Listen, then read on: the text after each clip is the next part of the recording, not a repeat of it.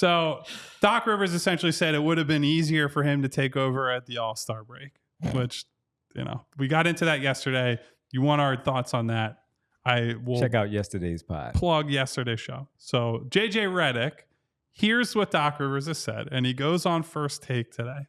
And JJ Redick, who notably played and started under Doc Rivers, says, "I've seen the trend for years. The trend is always making excuses. Doc, we get it. Taking over a team in the middle of the season is hard. Just like getting traded in the middle of the season is hard for a player. We get it, but it's always an excuse. It's always throwing your team under the bus. They lose to Memphis. Oh, it's his player's fault. Memphis was playing G League guys and two-way guys. Then you look at his quotes over the weekend, and now he wants to take credit for the James Harden trade to the Clippers working out. He wants credit for that. There's never accountability for this guy." He's right. So that JJ ends it around there. I didn't watch the full First Take. I'm not going to ever do that. Patrick Beverley, former Clippers player under Doc Rivers, now Bucks player under Doc Rivers, says, "This man, Doc, actually saved your career. Started you when no one else wanted to, and you retire, go on TV and say that." Tweets at JJ Redick. JJ Redick's first response, LOL. JJ Great Redick's comeback, JJ. JJ Redick's second response, "Pat, my guy, I had a 4-year offer with player option for the same money to be a starter for a different team. Fuck out of here. Saved my career." Gentlemen, do you have any thoughts? I am Team JJ all the way. Look, Pat Bev he's been part of this podcast even more than he was when he was here because of the stuff that he said on his podcast since he has left. And I'm on JJ's side with this one. JJ Redick was already establishing himself again we knew about that stuff after the fact that he had offers to sign elsewhere, and he did just that. And one of the things that bothered me when Doc Rivers was with the Clippers is that everyone else got the blame and not him until he did later when it was time to leave. And for him, remember when he said he was playing DeAndre Jordan playing Trez because Harden wanted him to? Yeah, like he wouldn't even take blame for playing Trez. Like, what are we doing here? Yeah, what are we doing? He wouldn't take blame for anything. So Pat Beverley is wrong here. Pat Beverley clearly stands up for Doc Rivers when he had that 6-man run almost there where Lou Williams and Montrezl Harrell were actually winning it, but he was a part of that Clippers team. He loves Doc Rivers for whatever reason that he does. JJ Redick says things that even me as a guy who likes JJ Redick, I like JJ Redick a lot, even for the job that he does now. He can say some things where he's wrong. He's not wrong on this one. Yeah. And oh, by the way, he has history with Doc Rivers to sit in that locker room just like you did. And his team was better than yours with the Clippers. Yet at that time, they were at odds during that time with the Clippers because of how Doc Rivers handled things, not only in the locker room, but through the media where he would come after them. So here we are again. We get to see Doc Rivers on Sunday when the Sixers take on Milwaukee. We get to or we have to? We have to. We have to see him.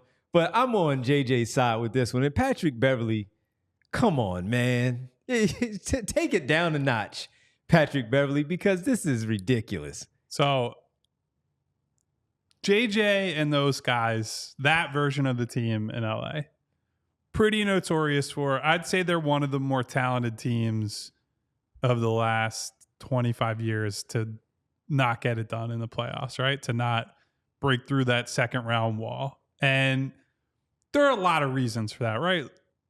Doc is a huge part of it, but to give him any kind of cover, you would say there's a lot of personality clashing, a lot of finger pointing. Chris Paul at that point was still getting accused of like he's got a little bit of, he wears on people, right? Like he's a very hard charging, competitive guy. Certainly so is JJ in his different ways. Blake wanted his amount of control on the team, whatever. Like there's a lot of ego clashing. It's not fair to say that's all Doc, right? And it has never been fair to say when these teams have lost, it's only because of Doc. The thing that has always driven me crazy is that the exact things that Doc gets credit for are the exact reasons his teams have lost, right? Like, oh, Doc Rivers is he sets the hierarchy. Well, the fucking hierarchy in LA went to shit. And that's a big reason why the team fell apart. You didn't win. Oh, he's an accountability guy. Well, there was no accountability for the Sixers. There's no accountability for the Clippers. There's stories that came out about Kawhi is like showing up hours late to flights and delaying team planes. They're working the whole practice schedule around these guys. That's not accountability. The whole reason that was like the sales pitch, like, oh, Doc Rivers is going to come into the Sixers organization and install some accountability for the team. Like, what the fuck coach have you guys been watching all these years? So that's the stuff that drives me crazy. And JJ, to your point, he's seen it firsthand. He's seen like, okay, this is what Doc does in practice. This is what the meetings look like behind the scenes to work with the JJs, the Chris Pauls, the Blake Griffins, the DeAndre Jordans, and then the role players, the Matt Barnes, the Lou Williams, the Jamal Crawfords. They know the ins and outs and all that. And then they hear what Doc says publicly. And for JJ, who, like, look, he's on First Take, and I know First Take goes a certain way. JJ is not a guy who just gets on that show and says anything, right? If anything, he has pretty consistently been the contrast to Stephen A., to Shannon Sharp, to Mad Dog, to all these other guys who they're all talented at what they do in their different ways. But JJ has been the more, I'd say, reasonable, the calmer, the rational side of it.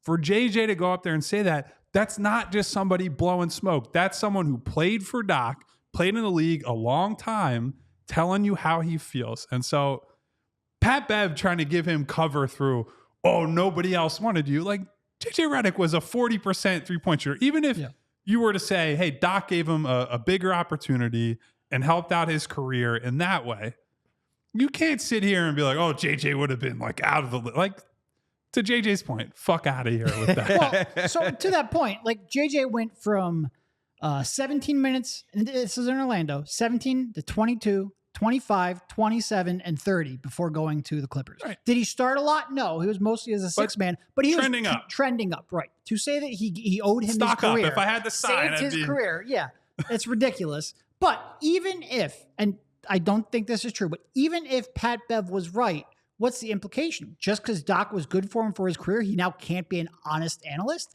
Like, there's so many opinions right now in the media that are up for sale because it's expedient for them to do so.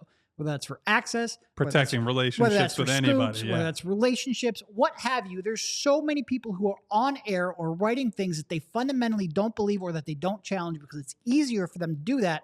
Even if Doc Rivers was great for JJ's career, I want my guy on First Take being truthful with his feelings. So what are you really getting at him for? Like, what's really the criticism here? I think Pat Bev is wrong that he saved his career, but even if he did, quote unquote, save his career, I think it's wrong to criticize him for saying what he truly believes. Even if Doc was a great friend, it's probably pretty easy to read between the lines that he might not be JJ's best friend. But even if that were true, he should be honest with how he's portraying the situation. So I give JJ props regardless. And JJ's been in a lot of locker rooms with a lot of players. He was here. He still has relationships within locker rooms where he hears stuff. So for Pat Beverley should know that. The same way Pat Beverley goes after what happened with him in Los Angeles after he left and then going to Chicago and feeling slighted and all of that stuff. Where was Pat Beverley when James Harden was saying things about Doc Rivers? Nowhere. Well, and Derek brought up an example of Trez. We don't have to, and like that was a Sixers example, but Pat Bev, we can cut out every Clippers example and just use the examples from Doc's tenure in Philadelphia, which JJ was not a part of, by the way. During Doc's time in Philadelphia, he pumped up Ben Simmons' value through the press and talked him up, and then threw him under the bus when it mattered, and then tried to pretend and fucking gaslight members of the media and say, no, that actually isn't what I said. It's like, dude, we were on a Zoom call. That was recorded. That wasn't even like we're in a back room in your office, like we're all having a conversation and somebody misinterpreted what you said. You were caught in fucking 4K throwing somebody under the bus. That happened. That's one of the main reasons that Ben Simmons wanted to get the hell out of this city is you. That's you making excuses, not JJ Redick. You. So that happened that we all saw. We've all seen what he's done since he left Philadelphia, where, oh, James didn't want to do this, or I thought after the All-Star break, James started playing more selfishly. And we sat here on this show. I know Derek and I did. I think Devon wasn't with us yet.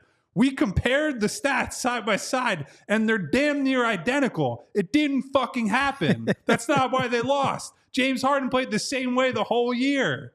So this is a guy who he's always looking to blame somebody else. It's never his fault.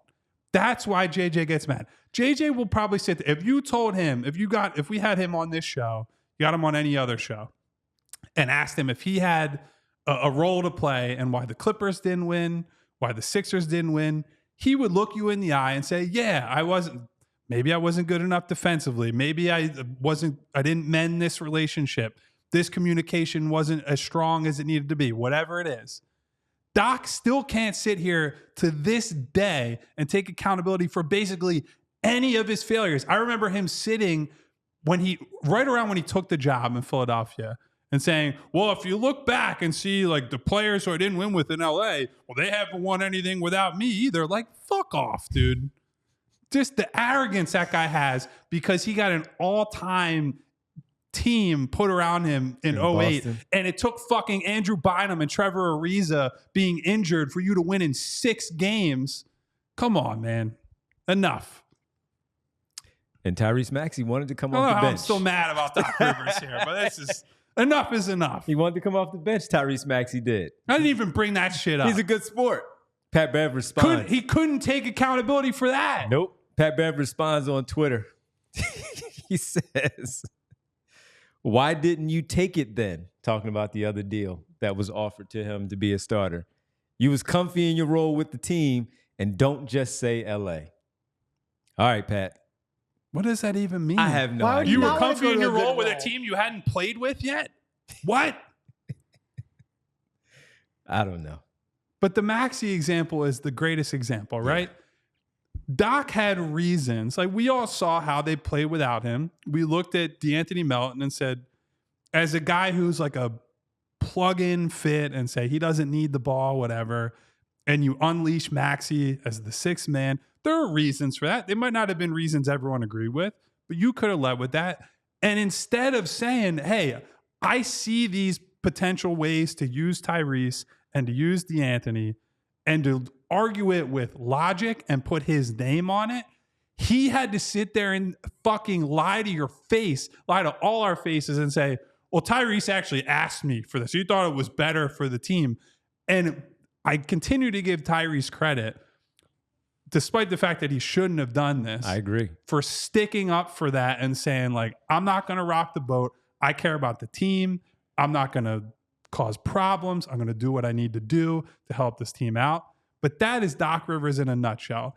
Stand and fucking handle your business and don't throw a 21-year-old kid under the bus and say, oh, he's the reason I did it. That's bullshit. And that's who Doc Rivers is. Man, that Tyrese Maxey one always got me because you knew it in the moment. You were like, that's not true. Yeah. And good on Tyrese to finally say it this season that, no, I did not want and suggest that I come off the bench. We all knew it at the time, and we all knew something was fishy with that. And that's exactly why, because of, as we know, Doc Rivers. You had this kid calling his mom saying, like, what did I do wrong? This kid who walks in, the hardest worker every day, big smile on his face, and you're asking this kid to lie for you in perpetuity, essentially. Just complete nonsense. And on Sunday, he took him off the floor after he scored like 8 in a row. So there's that. We all silly like the mayor.